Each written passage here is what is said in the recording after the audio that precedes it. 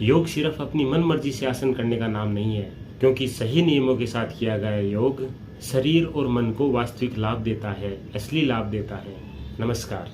क्या आप रोज योगा करते हैं? तो रुकिए, योग से पहले इन नियमों को जान लेना बहुत ज़रूरी है, क्योंकि सही तरीके से किया गया योग ही पूरी तरह फायदेमंद होता है।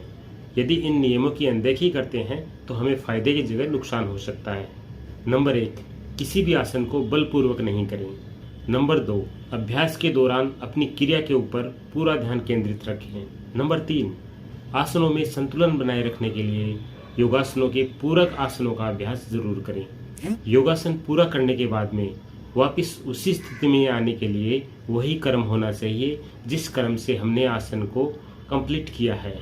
नेक्स्ट है, योग अभ्यास किसी भी कुशल योग प्रशिक्षक योगा टीचर्स की देखरेख में ही होना चाहिए। योगासनों का अभ्यास किसी भी दिखावे के लिए नहीं करें। अपने शरीर की कैपेसिटी का ध्यान रखें और जब भी योगासनों का अभ्यास शुरू करें तो उससे पहले बॉडी को वार्म अप करने के लिए सूक्ष्म व्यायाम का अभ्यास जरूर करें।